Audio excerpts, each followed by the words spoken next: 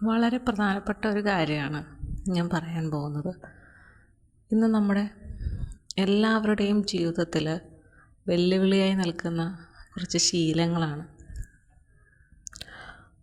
രണ്ടായിട്ട് നമുക്ക് അതിനെ തരംതിരിക്കാം. ഒന്ന് ദുസ്വഭാവവും ഒന്ന് ദുശീലവും. ഈ ദുസ്വഭാവവും ദുശീലവും രണ്ടും രണ്ടാണ്.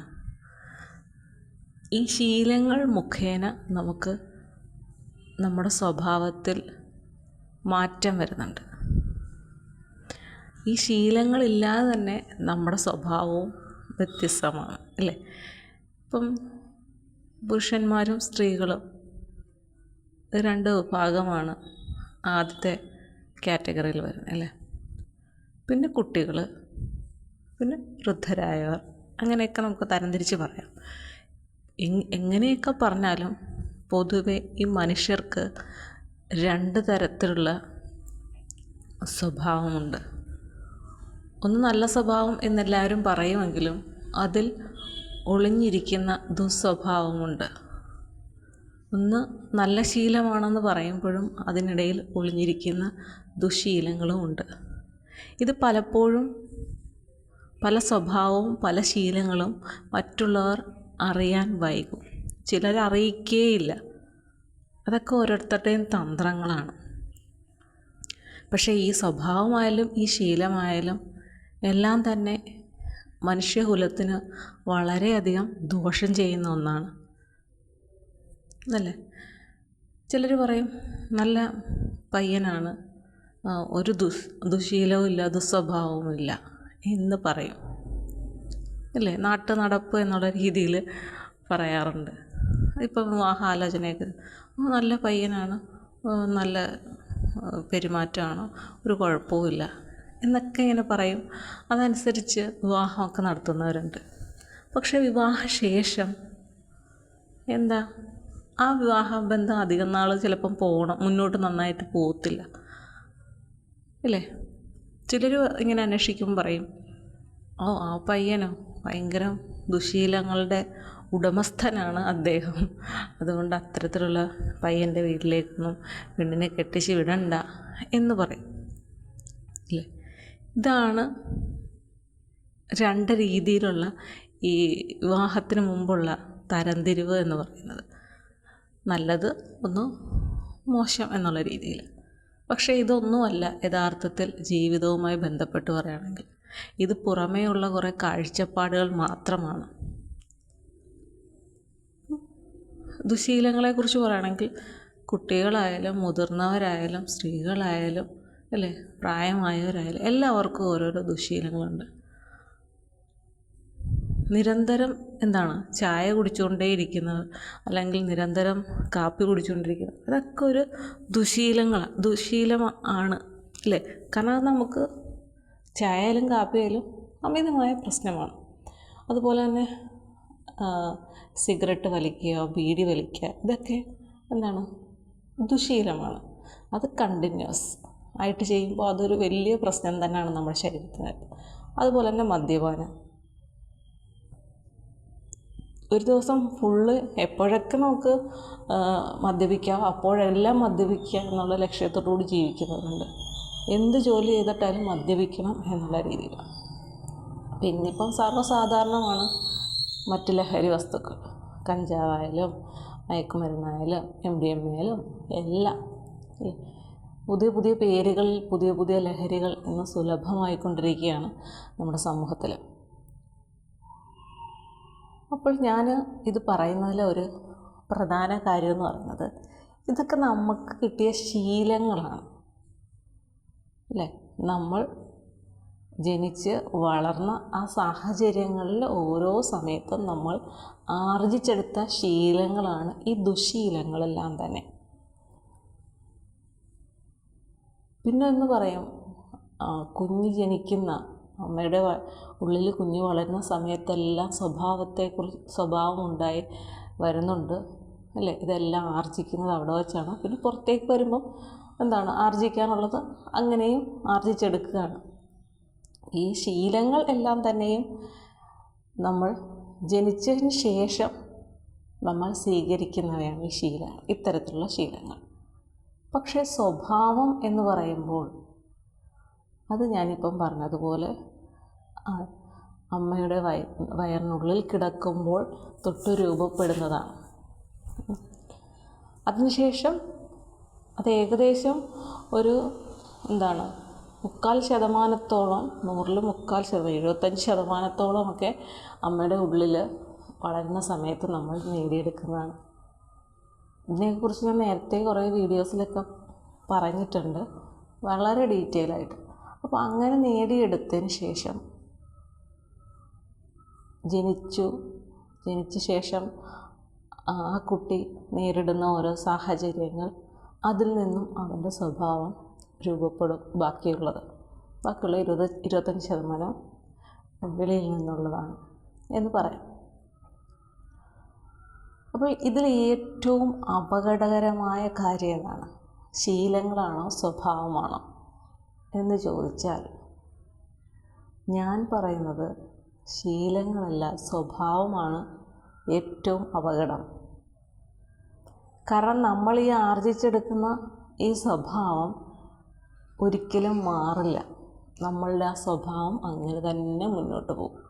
മാറ്റാനായിട്ട് കുറേ ശ്രമിച്ചുകൊണ്ടിരുന്നാലും ഉള്ളിൻ്റെ ഉള്ളിൽ ആ സ്വഭാവം എപ്പോഴും ഉണ്ടാകാനുള്ള ചാൻസ് ഉണ്ട്, അല്ലേ? ആ സ്വഭാവം എന്താണെന്ന് പലർക്കും അറിയാതെ പോകും. ഉദാഹരണം പറഞ്ഞാൽ, ഒരു വിവാഹാലോചന നടക്കുന്നു, ഒരു പെണ്ണിനെ വിവാഹം കഴിച്ചുകൊണ്ട് വരുന്നു ഒരു പയ്യൻ. എല്ലാവർക്കും നല്ല അഭിപ്രായമാണെന്നറിഞ്ഞുകൊണ്ട് പെൺകുട്ടിയെ വിവാഹം കഴിപ്പിച്ചു കൊടുക്കുന്നു. പക്ഷേ വിവാഹശേഷം എപ്പോഴും പ്രശ്നങ്ങളുണ്ടാകുന്നു. എന്തുകൊണ്ടാണ് ഈ പ്രശ്നങ്ങളുണ്ടാകുന്നത്? ഈ സ്വഭാവത്തിൻ്റെ പ്രശ്നമാണ്. ആ ആൺകുട്ടി നാടിന് നല്ലവൻ വീടിന് മോശം എന്നൊക്കെ പറയുന്ന കേൾക്കാം. അതായത് നാട്ടുകാർക്ക് നോക്കുമ്പോൾ നല്ലവനാണ്, പക്ഷേ വീട്ടിലെന്താണ് പ്രശ്നക്കാരനായിരിക്കും. പ്രത്യേകിച്ച് വിവാഹശേഷം ഏറ്റവും കൂടുതൽ ഇങ്ങനെയുള്ള സ്വഭാവത്തിലെ പ്രശ്നങ്ങൾ മൂലം ഏറ്റവും കൂടുതൽ പ്രശ്നങ്ങൾ നേരിടുക അയാളെ വിവാഹം കഴിക്കുന്ന സ്ത്രീയാണ്, അല്ലേ? ഓരോ പ്രാവശ്യവും ഓരോ പ്രശ്നങ്ങളും പരിഹരിച്ച് തീരുമ്പോൾ അടുത്ത പ്രശ്നങ്ങൾ ഉണ്ടായിക്കൊണ്ടേയിരിക്കും. കാരണം അവരുടെ സ്വഭാവം അതാണ്. നമുക്ക് അവരെ മാറ്റാനായിട്ട് എത്ര ശ്രമിച്ചാലും കഴിയുകയില്ല. പിന്നെ മാറുന്ന ഒരു സാഹചര്യം എന്ന് പറയുന്നത് ഒരുമാതിരി ശരീരത്തിൻ്റെ ആരോഗ്യത്തിനൊക്കെ ഒരു ക്ഷയം വന്നു തുടങ്ങുമ്പോൾ, കുത്തിയിരുന്ന് ആലോചിക്കുന്ന ഒരു സമയം വരുമ്പോൾ പലതും പല രീതികളും തെറ്റായി പോയി എന്ന് തോന്നും, സ്വയം തോന്നും. അപ്പോൾ മാത്രമേ അയാളുടെ സ്വഭാവത്തിനും രീതികൾക്കും ഒരു മാറ്റം വരികയുള്ളൂ. അതുവരെയും അയാൾ യഥാർത്ഥത്തിൽ എന്താണോ ആ ഒരു രീതി എല്ലാവരുടെയും മുന്നിൽ പ്രകടിപ്പിച്ചുകൊണ്ടേയിരിക്കും. അത് ഉൾക്കൊള്ളാൻ ബുദ്ധിമുട്ടുന്ന കുറേ ആളുകളായിരിക്കും അയാൾക്ക് ചുറ്റുമുണ്ടാകുക. അതിനൊരു മാറ്റവും ഉണ്ടാകില്ല. മിക്ക കുടുംബങ്ങളും പ്രശ്നങ്ങൾ മൂലം ശിഥിലമാകുന്നത് ഇത്തരത്തിലുള്ള സ്വഭാവത്തിലെ പ്രശ്നങ്ങൾ കൊണ്ടാണ്. ദുസ്വഭാവം എന്ന് പറയുമ്പോൾ, അല്ലെങ്കിൽ മോശമായ സ്വഭാവം എന്ന് പറയുമ്പോൾ അതിൽ ഒരുപാട് കാര്യങ്ങൾ ഒളിഞ്ഞിരിപ്പുണ്ട്. ഒരാളോട് നല്ല രീതിയിൽ പെരുമാറുക, വീട്ടിൽ വരുന്നവരോട് മാന്യമായി സംസാരിക്കുക, മോശം വാക്കുകൾ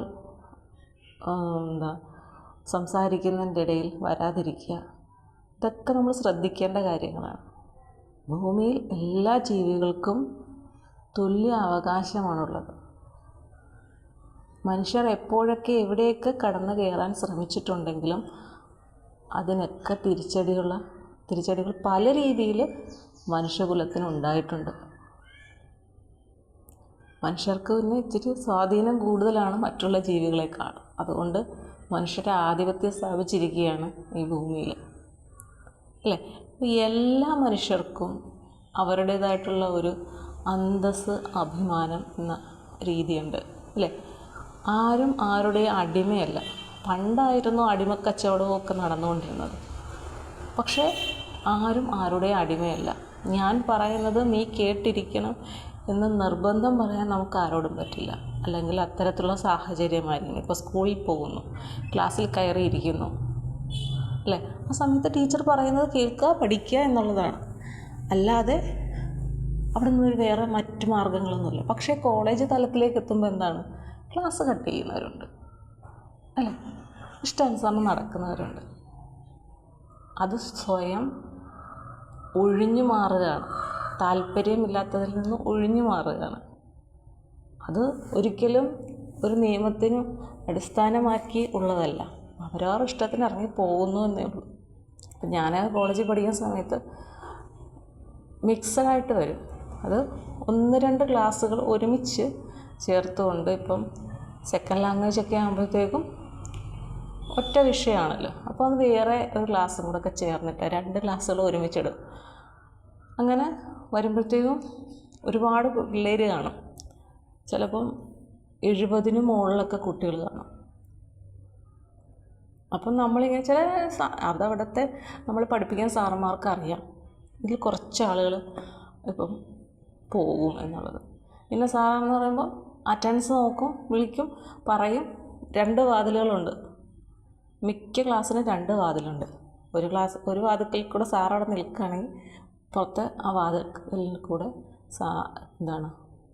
കുട്ടികൾ ഓരോരുത്തർ പോകാനുള്ളവരങ്ങ് പോകും. അറ്റൻഡൻസ് അവിടെ കിട്ടുകയും ചെയ്യും. ഇവർ മുങ്ങി ആ സൈഡിൽ കൂടെ അങ്ങ് പോവുകയും ചെയ്യും. അങ്ങനെയൊക്കെയുണ്ട്. അതുപോലെ തന്നെ PGക്ക് പഠിക്കുന്ന സമയത്ത് ക്ലാസ്സിൽ വരില്ല കുട്ടികൾ, ചിലർ ദൂരേക്കുള്ളവരാണെങ്കിൽ വരില്ല. പകരം എന്ത് ചെയ്യും, വലിയ പ്രശ്നമില്ലാത്ത ടീച്ചേഴ്സ് സാർമാരൊക്കെ ആണെങ്കിൽ നമ്മൾ ആരെങ്കിലുമൊക്കെ എന്ത് ചെയ്യും, അവരുടെ പേരെഴുതും, അവരുടെ രജിസ്റ്റർ നമ്പർ എഴുതും, ഒരു സൈന് വിട്ടു കൊടുക്കും. അപ്പോൾ അവർക്ക് അറ്റൻഡൻസ് വീഴും. അങ്ങനെ ചെയ്യുന്നവരുണ്ട്. പക്ഷെ ഒരു സാറുണ്ടായിരുന്നു, ഞങ്ങളെ സംസ്കൃതം പഠിപ്പിച്ച സാറ് ആദ്യമേ തന്നെ പറയും, ഞാൻ അങ്ങോട്ട് തരികയാണ്, അതിൽ ഇവിടെ ഉള്ളവർ മാത്രമേ സൈൻ ചെയ്യാവുള്ളൂ, ഞാൻ എണ്ണി നോക്കും എത്ര കുട്ടികളുണ്ട് എന്നുള്ളത്. ആരെങ്കിലും ആ കൂട്ടുകാരെ സഹായിക്കാനിരിക്കുകയാണെങ്കിൽ അവർക്ക് പണിഷ്മെൻ്റ് ഉണ്ടാവുകയെന്ന് പറയും. അതുകൊണ്ട് ആ സാറിൻ്റെ ക്ലാസ്സിൽ ആരും അങ്ങനെ ഒപ്പിടാൻ ധൈര്യപ്പെടാറില്ല. അതാണ് സംഭവം. അപ്പം ഇതെല്ലാം നമുക്ക് എല്ലാവർക്കും ഓരോ നിയമങ്ങളുണ്ടെങ്കിൽ പോലും നമ്മൾ സ്വയം ആ നിയമത്തിന് അപ്പുറത്തേക്ക് പോകാറുണ്ട്. അതൊക്കെ നമ്മുടെ ഒരു സ്വഭാവത്തിൻ്റെ ഒരു രീതിയാണ്. അതൊക്കെ ഒരു ദുസ്വഭാവത്തിൽ പെടുന്നതാണ്. അപ്പോൾ ഇതെല്ലാ രീതിയിലും നമുക്കൊരാളെ പിടിച്ചു കെട്ടി നിർത്താനൊന്നും പറ്റുകയില്ല. എല്ലാം അവരവരുടെ ഇഷ്ടത്തിനനുസരിച്ചാണ് ഒരു കാലഘട്ടം കഴിയുമ്പം അവർ ജീവിക്കുന്നത്. എല്ലാവരും അവരവരുടെ ഇഷ്ടത്തിന് ജീവിക്കും. പിന്നെ സ്ത്രീകൾ എന്ന് പറയുമ്പോൾ ഒരു ഭർത്താവുണ്ട്, കുടുംബമായി കഴിയുമ്പോൾ കുറേയധികം തങ്ങൾക്ക് മറ്റു വരുമാന മാർഗ്ഗങ്ങളും കൂടി ഇല്ലെങ്കിൽ തീർച്ചയായിട്ടും തൻ്റെ ഭർത്താവിൻ്റെ അടിമയായിട്ട് തന്നെയാണ് മുന്നോട്ട് പോകുന്നത്. ഭർത്താവ് പറയുന്നത് കേൾക്കണം, ഭർത്താവിൻ്റെ വീട് നോക്കണം, കുട്ടികളെ നോക്കണം, അച്ഛനെ അമ്മയെ നോക്കണം. അങ്ങനെ ഒരുപാട് കാര്യങ്ങളിൽ സ്ത്രീകൾ ബന്ധിക്കപ്പെട്ടിരിക്കും. പല സ്ത്രീകളും അത് സന്തോഷത്തോടു കൂടി ചെയ്യുന്നവരുണ്ട് കുടുംബത്തിനായിട്ട്. എന്തുകൊണ്ടാണ് അങ്ങനെ സന്തോഷത്തോടു കൂടി ചെയ്യുന്നത്? തൻ്റെ ഭർത്താവ് തനിക്ക് അത്രയധികം സപ്പോർട്ട് നൽകുന്നുണ്ടാവാം. തനിക്കും തൻ്റെ മക്കൾക്കും അല്ലെങ്കിൽ തൻ്റെ കുടുംബത്തിന് വേണ്ടി നന്നായി ജോലി ചെയ്യുകയും അന്വേഷണമോ എല്ലാ കാര്യങ്ങളും അന്വേഷിക്കുകയൊക്കെ ചെയ്യുന്ന വ്യക്തിയാണെങ്കിൽ തീർച്ചയായിട്ടും ഭർത്താവിനോട് ഭാര്യയ്ക്ക് പ്രത്യേക ഒരു ഇഷ്ടവും ഒക്കെ ഉണ്ടാകും. അവരേത് ജോലി ചെയ്യാനും തയ്യാറാകും. പക്ഷേ ചിലരുണ്ട്, സ്ത്രീകളെ അല്ലെങ്കിൽ ഭാര്യയെ അടിച്ചമർത്തി വയ്ക്കുക എന്നുള്ള രീതിയിൽ. ഞാൻ പറയുന്നത് മാത്രം കേൾക്കുക, എൻ്റെ ഇഷ്ടത്തിന് വേണ്ടി മാത്രം ജീവിക്കുക, എൻ്റെ അച്ഛനും അമ്മയ്ക്കും വേണ്ടി മാത്രം കാര്യങ്ങൾ ചെയ്യുക, നിനക്ക് മറ്റാരും വേണ്ട, വേറെ ആരുമായിട്ടും ഒരു സഹകരണം വേണ്ട. ഞാൻ പറയുന്നത് എന്ത് മോശം കാര്യമാണേലും മിണ്ടാതിരുന്ന് കേൾക്കുക. അങ്ങനെ എല്ലാ രീതിയിലും അടിച്ചമർത്തി വയ്ക്കുന്ന പുരുഷന്മാരുണ്ട്. അതെന്താണ്? അതൊരു ദുസ്വഭാവമാണ്. അയാൾ മനസ്സിലാക്കുന്നില്ല തൻ്റെ ഭാര്യയും ഒരു വ്യക്തിയാണ്, എന്നെപ്പോലെ തന്നെ ഉള്ള ഒരു വ്യക്തിയാണ് എൻ്റെ ഭാര്യയും. അപ്പോൾ അവൾക്ക് സ്വന്തമായി ചിന്തിക്കാനുള്ള കഴിവുണ്ട്, അവൾക്ക് അവളുടേതായ ഒരു സ്വഭാവ രീതിയുണ്ട്. അവൾക്ക് ഞാൻ എൻ്റെ അച്ഛനെയും അമ്മയെ എത്രമാത്രം സ്നേഹിക്കുന്നുണ്ട്, അതുപോലെ തന്നെ അവൾ അവളുടെ അച്ഛനെയും അമ്മയെയും ബന്ധുക്കളെയും ഒക്കെ സ്നേഹിക്കുന്നുണ്ട്. എൻ്റെ ജീവിതത്തിൽ ഇവരെല്ലാവർക്കും എത്ര പ്രാധാന്യം ഞാൻ നൽകുന്നു, അതുപോലെ തന്നെ അവളും അവളുടെ ആളുകൾക്ക് അത്രമാത്രം പ്രാധാന്യം കൊടുക്കുന്നുണ്ട്. ഒരു വിവാഹം കഴിച്ചു എന്നുള്ള ഒറ്റ ഒരു കണ്ടീഷൻ്റെ പേരിൽ ആരെയും ഉപേക്ഷിക്കേണ്ട കാര്യമുണ്ടോ? ഇല്ല. എല്ലാവർക്കും അവരുടേതായിട്ടുള്ളൊരു സ്ഥാനമുണ്ട്. ഇത് പറയുമ്പോൾ ഒരു കാര്യം കൂടെ പറയാൻ ഞാൻ ആഗ്രഹിക്കുകയാണ്. മറ്റൊന്നുമല്ല, ഭയങ്കര പിണക്കവും കാര്യങ്ങളൊക്കെ ആയിരിക്കും. പക്ഷേ ഒരാൾ ജീവനോടില്ല, ഒരാളുടെ ജീവൻ നഷ്ടപ്പെട്ടു, മരണം സംഭവിച്ചു എന്നറിയുമ്പോൾ അപ്പോൾ പറയും ശരി പോയി കാണുന്നു, എടുക്കുന്നു. എന്ത് നേട്ടമാണ് അങ്ങനെ ഒരു മരണശേഷം പോയി കാണുമ്പോൾ ഉണ്ടാകും? ആർക്കെന്ത് നേട്ടം ഉണ്ടാകുന്നു? ചിലപ്പോൾ ആ മരിച്ച വ്യക്തിക്ക് ഒന്ന് കാണണമെന്ന് ആഗ്രഹിച്ച ഒരു വ്യക്തിയായിരിക്കാം ഈ ഒരു സ്ത്രീയോ അല്ലെങ്കിൽ പുരുഷനോ. അവർ പക്ഷേ എന്ത് ചെയ്യും? മരിക്കുന്നതിന് മുമ്പ് പോയി കാണത്തില്ല. അപ്പോൾ അവർക്ക് നൂറുകൂട്ടം തിരക്കാണ്. പക്ഷെ മരിച്ചു എന്നറിയുമ്പം ഇല്ലാത്ത തിരക്കുകളെല്ലാം അങ്ങ് മാറ്റി വെച്ചിട്ട് എത്ര കാശ് ചിലവാക്കിയാലും പോയി കാണും. അല്ലേ? കമലാ സുരയ്യ പറഞ്ഞത് വീണ്ടും ഞാൻ ഓർക്കുകയാണ്. എനിക്ക് ജീവിച്ചിരിക്കുമ്പോഴാണ് എനിക്ക് സ്നേഹം വേണ്ടത്, അല്ലാതെ ഞാൻ മരിച്ചതിന് ശേഷം എൻ്റെ ശവക്കല്ലറയിൽ കൊണ്ടുവന്നു കുറേ പൂക്കൾ വെച്ച് എന്നെ കണ്ടിട്ട് പോകുന്നതിൽ എനിക്ക് ആ ഒരു കാര്യത്തിൽ വിശ്വാസമില്ല എന്ന് പറഞ്ഞു. സത്യമാണ്. നമ്മൾ ജീവിച്ചിരിക്കുമ്പോൾ എന്ത് ചെയ്യുന്നു എന്നുള്ളതാണ് ഏറ്റവും വലിയ കാര്യം, അല്ലേ? ആരെയും അടിമയാക്കി വെച്ചിട്ടൊന്നും നേടാനില്ല. ആരുടെയും വ്യക്തിത്വത്തെ ചോദ്യം ചെയ്തിട്ടും ഒന്നും നേടാനില്ല. മറ്റുള്ളവരുടെ മുന്നിൽ ഒരാളെ മോശക്കാരനോ അല്ലെങ്കിൽ മോശക്കാരിയാക്കിയാലും ഒന്നും നേടാനില്ല ആർക്കും. പലപ്പോഴും ഈ കേൾക്കുന്നവർ എന്താണ്, നമുക്കെതിരെ ഒരു വലിയ ചോദ്യചിഹ്നം അവരുടെ മനസ്സിൽ ഉന്നയിച്ചിട്ടുണ്ടാവാം. അത് പക്ഷേ നമ്മൾ മനസ്സിലാക്കുന്നില്ല. പ്രശ്നങ്ങൾ എല്ലായിടവും ഉണ്ട്, പക്ഷേ പ്രശ്നങ്ങൾ കൈകാര്യം ചെയ്യുന്ന രീതിയാണ് നമ്മളെപ്പോഴും ശ്രദ്ധിക്കേണ്ടത്, അല്ലേ? എല്ലായിടവും പ്രശ്നങ്ങളും കാര്യങ്ങളും ഉണ്ട്. പലരും പലരെയും ആരും അറിയിക്കാതൊക്കെ മുന്നോട്ട് പോകുന്നവരുണ്ട്, എല്ലാം അഡ്ജസ്റ്റ് ചെയ്ത്. കാരണം നമ്മുടെ ജീവിതം എത്ര വർഷം ഉണ്ടാകുമെന്ന് നമുക്കറിയില്ല. ഇന്ന് ഈ നിമിഷം ഞാനിങ്ങനെ സംസാരിക്കുന്നു, അടുത്ത നിമിഷം എനിക്ക് എന്ത് സംഭവിക്കുമെന്നറിയില്ല, അല്ലെങ്കിൽ നാളെ എനിക്ക് എന്ത് സംഭവിക്കും എന്നറിയില്ല. ഞാൻ ഇന്ന് എൻ്റെ ജീവിതം അവസാനിക്കും എന്നെനിക്കറിയില്ല, മരണം സംഭവിക്കും ഒന്നും അറിയില്ല, അല്ലേ? നമുക്കാർക്കും അതറിയില്ല.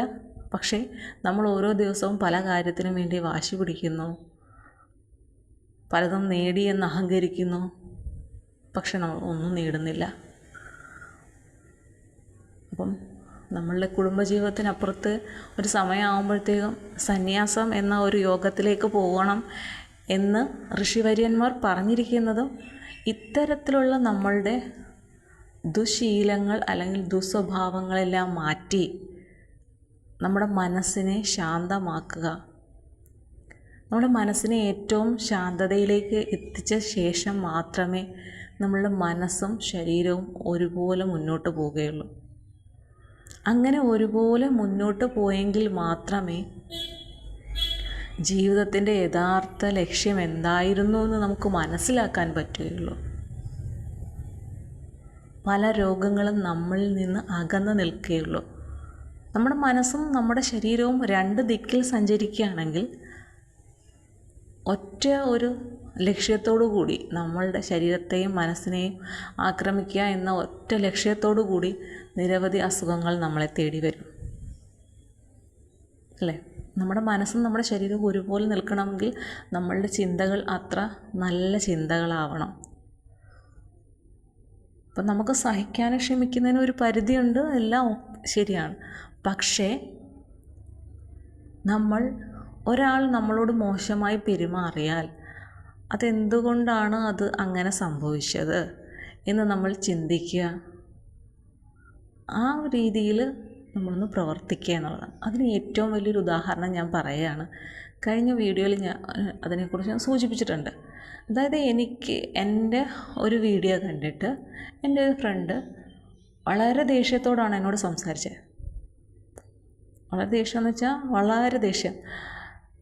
അതായത് വേറൊന്നിനെ കുറിച്ചല്ല പറഞ്ഞിരിക്കുന്നത്, പട്ടിക്കുട്ടികളുടെ കാര്യമാണ് പറഞ്ഞിരിക്കുന്നത്, ഈ വീടിനകത്ത് വളർത്തുന്നതിനെക്കുറിച്ച്. അപ്പം അവൾ പറയുന്ന, കാരണം അവളുടെ വീട്ടിൽ ഒരാളുണ്ട്, അങ്ങനെ ഒരു പട്ടിക്കുട്ടിയുണ്ട്. അപ്പം അവൾക്കതിനെ ഭയങ്കര ഇഷ്ടമാണ്. അതുകൊണ്ട് തന്നെ ഞാൻ പറഞ്ഞ ആ ഒറ്റ വീഡിയോ അവൾ കണ്ടിട്ടുള്ളൂ. ബാക്കി അതിനെക്കുറിച്ചൊക്കെ ഉള്ള വീഡിയോസ് വേറെ ഉണ്ട്. അപ്പോൾ ഒറ്റ ഒരു വീഡിയോയിൽ നിന്ന് അവൾക്ക് ഇഷ്ടപ്പെടാത്ത എന്തൊക്കെയോ ഉണ്ടായിരുന്നു. അപ്പോൾ അത് അവൾക്ക് ഉൾക്കൊള്ളാൻ പറ്റിയില്ല. സ്വാഭാവികമായിട്ടും ഒരു പ്രത്യേകതരം രീതിയിൽ ചിന്തിക്കുന്നവർ, ഞാൻ ആദ്യം ചിന്തിച്ചതും അങ്ങനെ തന്നെയാണ്. പക്ഷേ എന്നെപ്പോലെ ഞാൻ ആദ്യം ചിന്തിച്ചതുപോലെ ചിന്തിക്കുന്ന ഒരുപാട് പേരാണ്. ഇതെന്താ എന്നോട് ഇങ്ങനെ പറയുന്നത്, എൻ്റെ ഇഷ്ടമല്ല, ഇങ്ങനെയൊക്കെ ചിന്തിച്ചാൽ അവൾ പറഞ്ഞ ആ മറുപടി കേട്ടാൽ ആ നിമിഷം കൊണ്ട് ആ ഒരു ബന്ധം തന്നെ ഇല്ലാതാക്കാൻ തോന്നും. അതുപോലെ സ്ട്രോങ് ആയിട്ടാണ് എന്നോട് സംസാരിച്ചത്. പക്ഷേ ആദ്യം ഞാനടുത്ത് എന്താ ഇങ്ങനെ സംസാരിക്കുന്നത്, ഇതുവരെയും എന്നോട് അങ്ങനെ സംസാരിച്ചിട്ടില്ല. അന്നത് എന്നെക്കാട്ടി ഇളയ ആളും കൂടിയാണ് എൻ്റെ ആ ഫ്രണ്ട്. അപ്പം ഞാൻ അങ്ങനെ ചിന്തിച്ചു പെട്ടെന്ന്. അത് കഴിഞ്ഞപ്പോൾ ഞാൻ ചിന്തിച്ചു, എനിക്ക് മനസ്സിലായി മറ്റെന്തോ ഒരു പ്രശ്നം അവളെ അലട്ടുന്നുണ്ട് എന്ന് മനസ്സിലായി. അതുകൊണ്ട് ഞാൻ മറുപടി അയച്ചതെല്ലാം ഡിലീറ്റ് ചെയ്തതിന് ശേഷം ഫോൺ ചെയ്ത് സംസാരിക്കുക ഉണ്ടായത്. അപ്പം സംസാരിക്കാൻ തുടങ്ങിയപ്പോൾ ഭയങ്കരമായിട്ടും ദേഷ്യത്തിലിരിക്കുകയാണ്. അത് വല്ലാത്തൊരു സ്റ്റേജിൽ നിൽക്കുകയാണ്, ഒറ്റയ്ക്ക് ഇങ്ങനെ ഇരിക്കുന്നതിൻ്റെ ആ ഒരു ഫീലാണ്. അപ്പോൾ കുറച്ച് നേരം സംസാരിച്ച് കഴിഞ്ഞപ്പം പുള്ളി ഇപ്പോൾ ഇതൊക്കെ ശാന്തമായി വന്നു, ചിരിക്കാനൊക്കെ തുടങ്ങി. അപ്പം എനിക്ക് മനസ്സിലായി അവൾ ഒരിക്കലും ആ ഒരു അത്ര ഇതായിട്ട് എന്നോട് പറഞ്ഞത് അവളുടെ ഉള്ള ഫുൾ ഫീലിംഗ് അല്ല, അവളുടെ ആ അവസ്ഥ, ആ ഒരു ദേഷ്യം ഉണ്ടാക്കിയെടുത്തതാണ്. അപ്പോൾ അതെനിക്ക് ഓക്കെയാണ്. സംസാരിച്ച് കഴിഞ്ഞപ്പോൾ ഓക്കെ, എല്ലാ പ്രശ്നം തീർന്നു. എങ്കിൽ ഞങ്ങൾ ആ കമൻറ്റിനെ കുറിച്ചൊന്നും കൂടുതൽ സംസാരിച്ചിട്ടും ഇല്ല, ഒന്നും പറഞ്ഞിട്ടില്ല. പക്ഷേ അവളുടെ അവസ്ഥ എനിക്ക് മനസ്സിലായി. ഇതുപോലെ നമ്മൾ ഓരോരുത്തരും, നമ്മളോട് ഒരാൾ മോശമായി ദേഷ്യപ്പെട്ട് സംസാരിക്കുമ്പോൾ അവരുടെ ഉള്ളിൽ മറ്റെന്തോ ഉണ്ടായിട്ടാണ് അവരങ്ങനെ ദേഷ്യപ്പെട്ടത് എന്ന് നമുക്ക് കരുതാൻ പറ്റുകയാണെങ്കിൽ, അതെന്താണെന്ന് അന്വേഷിച്ച് അവരെ ഒന്ന് കൂളാക്കാൻ നമുക്ക് ശ്രമിക്കാൻ തോന്നുകയാണെങ്കിൽ, അങ്ങനെ നമുക്കതിന് ഒരു വിജയമുണ്ടാകുവാൻ കഴിയുകയാണെങ്കിൽ അത് വലിയൊരു കാര്യമാണ്. എല്ലാവർക്കും തോന്നില്ല. സ്വാഭാവികമായിട്ടും നമ്മളോട് ഒരാൾ ദേഷ്യപ്പെട്ട് സംസാരിച്ചാൽ നമ്മളൊന്നും എന്നോട് ദേഷ്യപ്പെട്ടു, ഇനി ഒന്നും മിണ്ടുന്നില്ല എന്ന് മിണ്ടാതിരിക്കും. അല്ലെങ്കിൽ നമ്മളും കുറേയൊക്കെ കേട്ട് കഴിയുമ്പോൾ നമ്മളും പ്രതികരിക്കാൻ തുടങ്ങും. ഇല്ല, ഇങ്ങനെയൊക്കെയാണ് പോകുന്നത്. ഇതൊക്കെ നമ്മുടെ സ്വഭാവത്തിൻ്റെ ഒരു പ്രത്യേകതയാണ്. അപ്പം ഞാൻ പറഞ്ഞു വന്നത് ഇത്രയും വിശദമായിട്ടും ഇങ്ങനെ ഉദാഹരണ സഹിതം പറഞ്ഞത്, ഇതെല്ലാം നമ്മുടെ സ്വഭാവത്തിൻ്റെ ഭാഗമാണ്, നമ്മുടെ ചെറിയ ചെറിയ ദുസ്വഭാവത്തിൻ്റെ ഭാഗമാണ്. എല്ലാ മനുഷ്യരിലും ഇത്തരത്തിലുള്ള സ്വഭാവങ്ങളുണ്ട്. പക്ഷേ ആ സ്വഭാവങ്ങളെല്ലാം മാറി മാറി വരും. ഞാൻ പറഞ്ഞല്ലോ നേരത്തെ തന്നെ, പ്രായം കൂടി വരണം, നമ്മളുടെ ജീവിത രീതികൾ മാറി വരണം. നമുക്ക് എന്തെങ്കിലും ഒരു വയ്യാഴിക വരുമ്പോൾ നമ്മളിരുന്ന് ആലോചിക്കും. അങ്ങനെ ആലോചിക്കുന്ന സമയത്ത് നമുക്ക് പല കാര്യങ്ങളും മാറ്റം ഉണ്ടാകും. ഇപ്പം നമുക്ക് കുടുംബത്തിലൊക്കെ പ്രശ്നങ്ങളുണ്ടാകുമ്പോൾ ഏറ്റവും അധികം സംസാരിക്കാൻ വരുന്നത് നമ്മളോട് മുതിർന്ന ആൾക്കാരാണ്. അതുപോലെ തന്നെ ഒരു കല്യാണം ആലോചന വരുമ്പോഴും ഈ മുതിർന്ന ആളുകളെ കൊണ്ടുപോയി അവിടെ കാണിക്കുകയോ അന്വേഷിക്കുകയൊക്കെ ചെയ്യും. കാരണം എന്തുകൊണ്ടാണ്? അവരാണ് കൂടുതൽ എക്സ്പീരിയൻസ്ഡ് ആയിട്ടുള്ള ആൾക്കാർ. അവർക്ക് മാത്രമേ വ്യക്തമായി കുറേ കാര്യങ്ങളിൽ തീരുമാനമെടുക്കാൻ കഴിയുള്ളൂ. ഇന്നത്തെ ജനറേഷന് പറ്റില്ല എന്നല്ല, പക്ഷേ പഴയ തലമുറകൾ പറയുന്ന പല കാര്യങ്ങളും ജീവിതത്തിൽ വളരെ അനുയോജ്യമായ കാര്യങ്ങളാണ്. അവരുടെ ചിന്താഗതികളൊക്കെ കറക്റ്റാണ്. കാരണം അവരുടെ അനുഭവജ്ഞാനം ഇല്ലേ, കുറേ ഓണം ഞാൻ കൂടുതൽ ഉണ്ടതാണെന്നൊക്കെ പറയുന്ന കേട്ടില്ലേ, അത് വെറുതെ നിസ്സാരമായി പറയേണ്ട കാര്യം, നമ്മൾ ചിന്തിക്കേണ്ട കാര്യമല്ല, അതുള്ള കാര്യം തന്നെയാണ്. അനുഭവമാണ് ജീവിതത്തിലെ ഏറ്റവും വലിയൊരു കാര്യം എന്ന് പറയുന്നത്. നമുക്ക് കിട്ടുന്ന അനുഭവങ്ങളിലൂടെ നമ്മൾ ആർജിച്ചെടുക്കുന്ന കുറേ കാര്യങ്ങളുണ്ട്. അത് മറ്റാരെന്ത് പറഞ്ഞു തന്നാലും ചെയ്താലും പറ്റുകയില്ല. കാരണം എൻ്റെ അനുഭവങ്ങളായിരിക്കില്ല മറ്റൊരാളുടെ അനുഭവങ്ങൾ. ഇതെല്ലാം നമ്മുടെ ദുസ്വഭാവത്തിൻ്റെ ഭാഗങ്ങളാണ്. ഇനി ദുശ്ശീലങ്ങളെക്കുറിച്ച് പറയുമ്പോൾ നമ്മൾ മിക്കവാറും എല്ലാവരും കുറേ ദുശ്ശീലങ്ങളുമായിട്ട് ജീവിക്കുന്നവരാണ്. ദുശ്ശീലങ്ങളെന്ന് പറയുമ്പോൾ മദ്യപാനം, പുകവലി, മയക്കുമരുന്ന് അങ്ങനെയൊക്കെ പറയുമെങ്കിലും അതുമാത്രമല്ല ദുശ്ശീലങ്ങൾ. ഒരുപാട് ശീലങ്ങളുണ്ട്. ഇപ്പോൾ ഇതൊക്കെ പറയുമ്പോൾ കൂടുതലായിട്ടും പുരുഷന്മാരെ അങ്ങോട്ട് പറയും. പുരുഷന്മാർക്കാണ് ഈ ശീലങ്ങളെല്ലാം. എത്രയോ സ്ത്രീകൾ പുകവലിക്കുന്നുണ്ട്, എത്രയോ സ്ത്രീകൾ മദ്യപിക്കുന്നുണ്ട് ഇല്ലേ? പിന്നെ മയക്കുമരുന്ന് എല്ലാം ഉപയോഗിക്കുന്നുണ്ട് സ്ത്രീകളും ഇന്ന് ആ രംഗത്ത് വളരെ സജീവമായിട്ടുണ്ടെന്നാണ് നമുക്ക് പല വാർത്തകളിൽ നിന്നും മനസ്സിലാക്കാൻ പറ്റുന്നത്. ഈ ഒരു സമയത്ത് സ്ത്രീകളും ആദ്യമേ പുരുഷന്മാർ, പിന്നീട് സ്ത്രീകൾ. ഇപ്പോൾ ഏറ്റവും അധികം എന്താണ്, യുവതലമുറ അല്ലെങ്കിൽ കുട്ടികളിലേക്ക് വരെ ഇത്തരത്തിലുള്ള ശീലങ്ങൾ എത്തിയിരിക്കുകയാണ് അല്ലേ? ഇപ്പം ശീലങ്ങൾ എന്ന് പറയുമ്പോൾ ഈ വക കാര്യങ്ങളെ പറയുമ്പോൾ ആ ശീലങ്ങൾ ഏറ്റവും അധികം ബാധിക്കുന്നത് അത് ആർക്കാണോ ആ ശീലമുള്ളത് അവരെയാണ് അല്ലേ? പിന്നീട് അതൊരു ലിമിറ്റിനപ്പുറത്തേക്ക് പോകുമ്പോൾ സ്വന്തം തലച്ചോറ് സ്വന്തം ചിന്തയ്ക്കനുസരിച്ചല്ല പ്രവർത്തിക്കുന്നത് എന്നുള്ള രീതി വരും. അതായത് ഉന്മാദ അവസ്ഥയിലേക്കൊക്കെ പോകാമെന്ന് പറയുന്നത്. ആ ഒരവസ്ഥയിലേക്ക് വന്നു കഴിയുമ്പോൾ, ആ ശീലങ്ങൾ കൊണ്ട് അങ്ങനൊരവസ്ഥ വരുമ്പോൾ അത് ഏറ്റവും അധികം ബാധിക്കുന്നത് സമൂഹത്തെ മൊത്തത്തിലാണ് അല്ലേ? കാരണം ഇങ്ങനെ ഏതെങ്കിലും ദുശീലങ്ങളുടെ ഭാഗമായോ മദ്യപിച്ചിട്ടോ അല്ലെങ്കിൽ പിന്നെ കഞ്ചാവ്, മയക്കുമരുന്ന് എന്തെങ്കിലുമൊക്കെ ഉപയോഗിച്ചിട്ട് പൊതുസ്ഥലങ്ങളിൽ ഓരോരുത്തരും കാണിച്ചു കൂട്ടുന്ന കുറേ കോപ്രായങ്ങളുണ്ട്. അതൊക്കെ ആ സമൂഹത്തെ മൊത്തത്തിൽ ബാധിക്കുകയാണ്.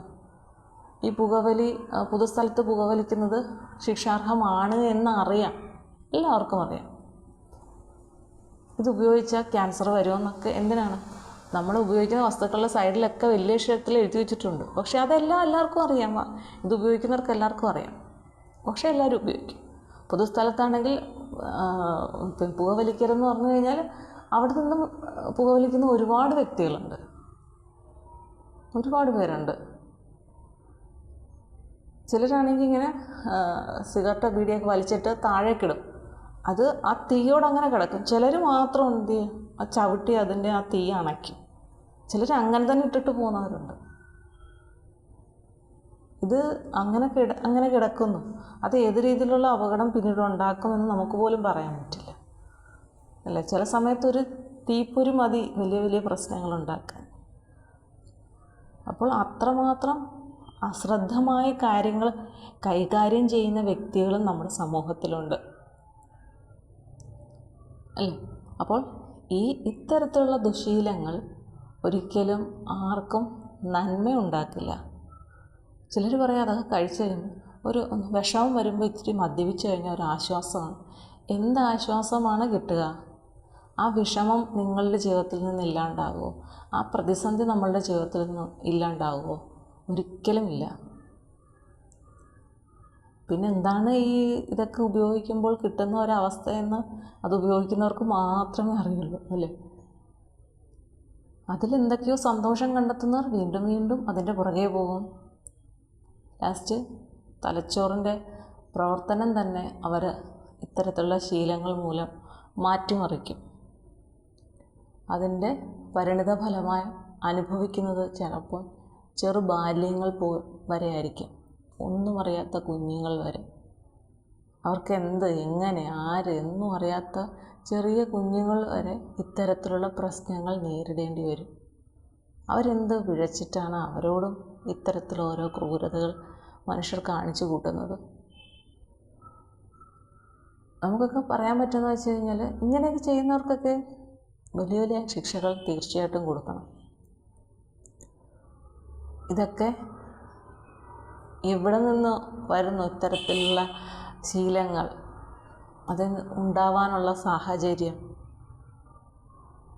പിന്നെ നമ്മളിപ്പം നമുക്കറിയാം, ഗവൺമെൻറ്റിന് മദ്യവുമായി ബന്ധപ്പെട്ട് ബിവറേജസ് അവരുടെ ഒരു ഡിപ്പാർട്ട്മെൻറ്റ് തന്നെ ഉണ്ടല്ലോ.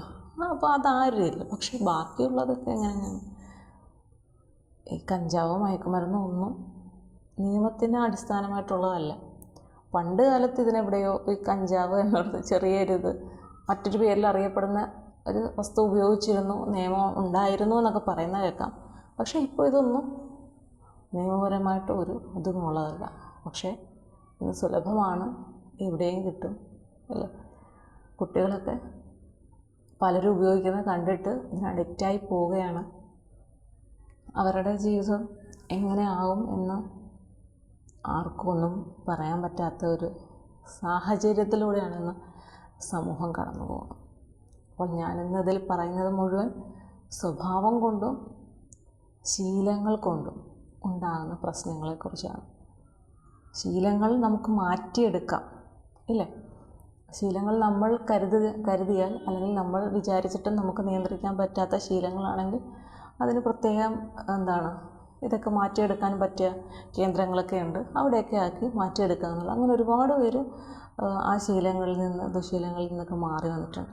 അപ്പോൾ ആ ശീലങ്ങളൊക്കെ നമുക്ക് മാറ്റിയെടുക്കാം.